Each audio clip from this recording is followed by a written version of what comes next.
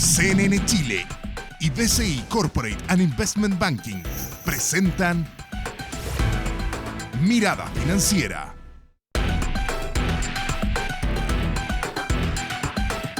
¿Cómo están? Comienza Mirada Financiera. El proyecto de reforma tributaria entró en la recta final y nuevos actores se entran al debate. La Organización para la Cooperación y el Desarrollo Económico, OECD, manifestó sus dudas sobre la implementación de la renta atribuida. La entidad estima que la medida generaría problemas de liquidez y de implementación. Conversamos sobre este tema con Cristian Aste, abogado y presidente de la Comisión Tributaria de la Cámara Nacional de Comercio. ¿Cómo estás, Cristian? Bienvenido. Muchas gracias por la invitación y a disposición para absolver las dudas. La reforma tributaria es muy amplia. Hoy día nos vamos a centrar en la renta atribuida, que la verdad que ha generado varias dudas con respecto a si es constitucional o no, qué pasa con los tratados de libre comercio o los tratados, ¿no es cierto?, que tiene nuestro país con, por ejemplo, la OECD. ¿Por qué no nos explicas qué significa y cuáles son los principales problemas? A ver, primero para explicar uno tiene que saber en qué estábamos. Nosotros teníamos un sistema donde la empresa pagaba un impuesto y ese impuesto que pagaba la empresa lo pagaba sobre la base de una utilidad devengada, que significa que computaba los ingresos cuando estaban percibidos o devengados y reflejaba los gastos cuando estaban pagados o adeudados. Y eso determinaba un resultado y ese resultado definía el impuesto que pagaba la empresa. Ahora se llevaba un control a través de lo que se llamaba el registro FUT de aquellas utilidades que los socios no habían retirado. Entonces el socio no le convenía retirar porque si retiraba devengaba el impuesto terminal, que es el global complementario. Y por eso lo reinvertía. Por eso lo reinvertía, porque prefería dejarlo en la empresa que retirarlo, porque si lo retiraba le costaba impuesto. Pero ahora eso se elimina. Eso se quiere eliminar y se quiere eliminar bajo un formato distinto, donde se dice, mire, la utilidad de la empresa va a servir también de base para la utilidad que tiene que declarar el dueño de la empresa. Pero la pregunta es, ¿cómo hago yo esa utilidad? ¿Cómo llevo esa utilidad al impuesto global complementario o adicional de los dueños? Y ahí es donde surge el concepto de renta atribuida. Es decir, que le atribuyo a un accionista, exacto, a un dueño o a un tercero parte de esa empresa. Exacto. Esa utilidad tiene que alguien declararla. ¿Quién la declara? Normalmente la declara el que es dueño de ella. Entonces hay una correlación entre la titularidad de la renta y su declaración. ¿Por qué se dice que puede ser inconstitucional eso? Porque el servicio va a tener la facultad de objetar el factor de atribución que uno desarrolle, uno implemente.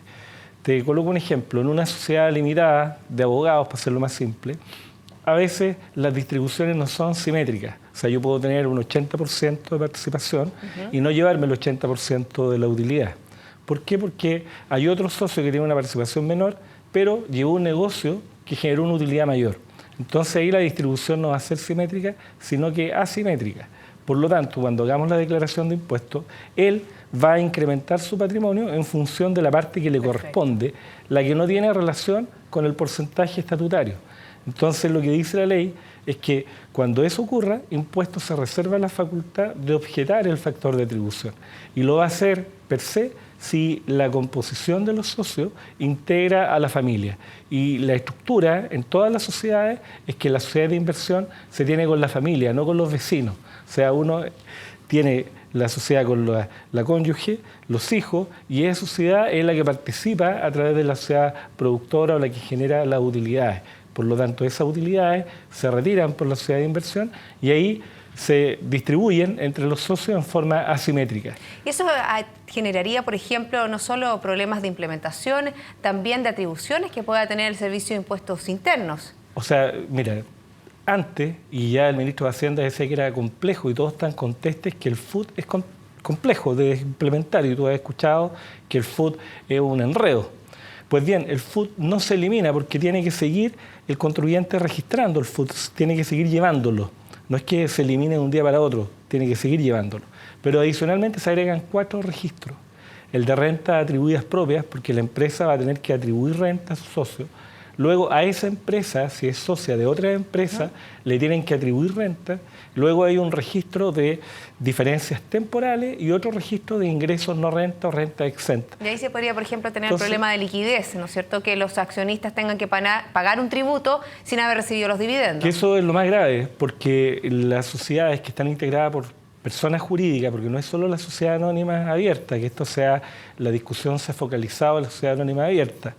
Todas las sociedades que tienen un socio que sea persona jurídica van a tener que retener un 10% y entregárselo al fisco y descontárselo del dividendo que le corresponde al dueño.